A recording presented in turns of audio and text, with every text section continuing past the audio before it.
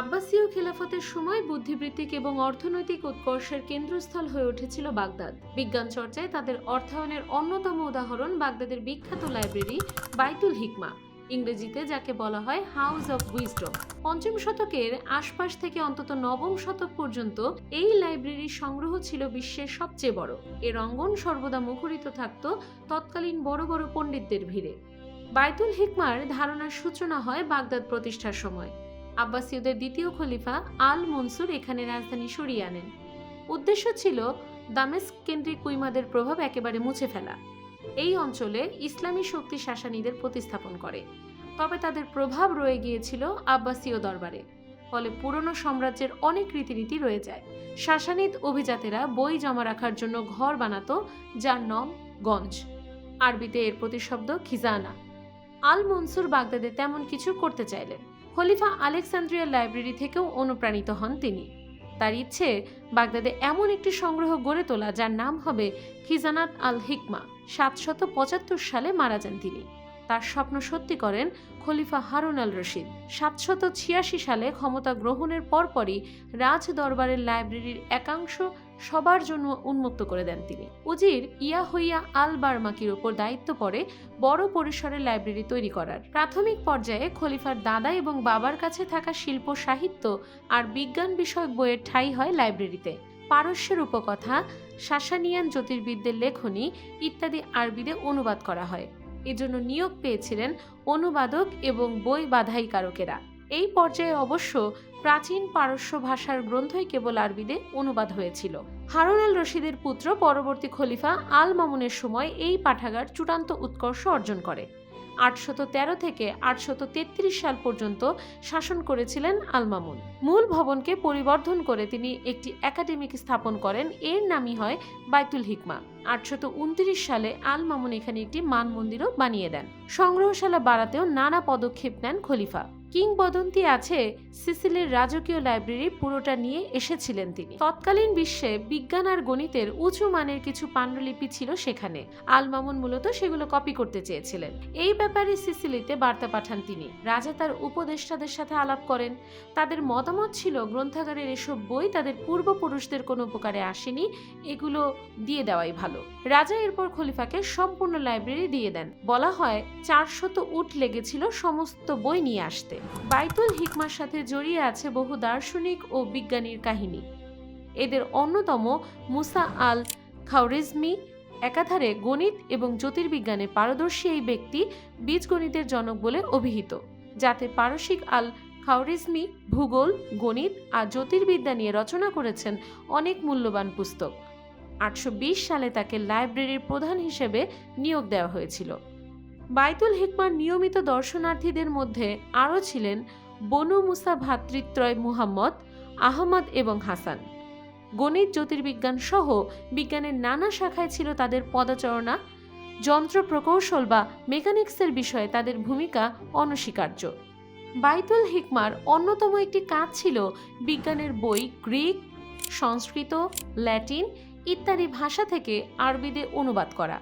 বলা হয় এই কাজকে প্রণোদনা দিতে চমকপ্রদ কৌশল অবলম্বন করেছিলেন খলিফা আল মামুন। অনুদিত বইয়ের ওজনের সমপরিমাণ স্বর্ণ দেয়া হবে অনুবাদককে, এমনটা বলে।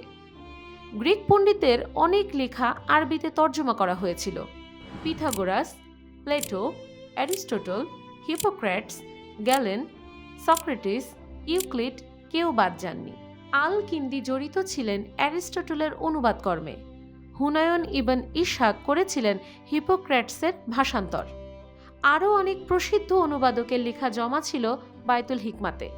উল্লেখযোগ্য হলেন আল বাত্রিক, হাজ্জাজ ইমাতের, আল বুলবাকি, সাবিদ ইবন কুররা এবং আরও অনেকে। সংস্কৃত থেকে ভারতীয় বিজ্ঞানীদের গ্রন্থ ভাষান্তরে বাইতুল হিকমার অবদান অনেক। এর ফলেই আরব গণিতবিদেরা শূন্যের ধারণা নিয়ে কাজ করার সুযোগ পান। সংখ্যা বোঝাতে ভারতে আলাদা চিহ্ন ব্যবহার করা হতো। এর উন্নয়ন ঘটিয়ে বর্তমান আরবি সংখ্যা পদ্ধতির প্রচলন হয় তখন। এই বাইতুল হিকমাতে বসেই আল জাজিজ নানা রকম প্রাণীর বর্ণনা লিপিবদ্ধ করে রচনা করেছিলেন বিখ্যাত দ্য বুক অব অ্যানিমালস। আল মালিক নির্ণয় করেছিলেন এমন পরিমাপ যা ব্যবহার করে পৃথিবীর পরিধি নির্ধারণ করেছিলেন ভবিষ্যৎ জ্যোতির্বিদরা। বলা হয়, গ্রন্থাগারে পা রাখলে আরবি, ফার্সি, হিব্রু, গ্রিক, ল্যাটিন হেন কোনো ভাষা নেই যা শোনা যেত না।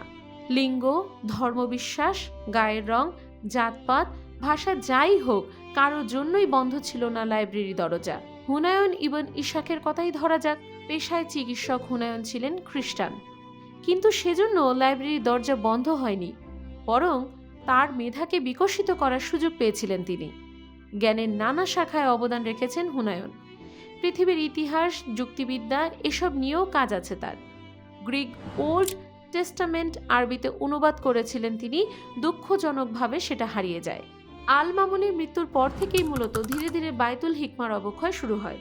পরবর্তী খলিফা আল মুতাসিমের সময় আব্বাসীয়রা দ্বিতীয় রাজধানী হিসেবে সামারায় প্রশাসনিক অনেক কিছুই সরিয়ে নেয়। এরপর থেকে সম্ভবত পরবর্তী খলিফারা লাইব্রেরি টিকিয়ে রাখলেও এর উন্নয়নে উল্লেখযোগ্য পদক্ষেপ নেননি। তবে জ্ঞান পিপাসুদের কাছে এর আবেদন কমেনি। ব্যক্তিগত উদ্যোগে চলতে থাকে অনুবাদ কর্ম। বাইতুল হিকমা চূড়ান্তভাবে ধ্বংসপ্রাপ্ত হয় ত্রয়োদশ শতকে। 1258 সালে ঝড়ের মতো ইরাকে ঢুকে পড়ে দুর্ধর্ষ মঙ্গল বাহিনী। বাগদাদ তছনছ করে দেয় তারা। নির্বিচারে নরহত্যায় লাল হয়ে যায় টাইগ্রিসের পানি। এককালের জৌলুসময় বাগদাদকে পুড়িয়ে ছারখার করে দেয় মঙ্গলরা। এর সাথে সাথেই নিশ্চিহ্ন হয়ে যায় বাইতুল হিকমা। জ্যোতির্বিদ আল তুসি অবশ্য কিছু বই রক্ষা করতে সক্ষম হন। পরিস্থিতি বুঝে আগেই সেগুলো সরিয়ে ফেলেছিলেন ইরানের মরামেঘ মানমন্দিরের লাইব্রেরিতে তিনি। বাইতুল হিকমার প্রকৃত প্রভাব নিয়ে কিছুটা বিতর্ক আছে। অনেকেই মনে করেন যেসব অনুবাদের সাথে এর নাম জড়ানো হয়, অনেকগুলোর পেছনে বাইতুল হিকমার কোনো ভূমিকাই ছিল না।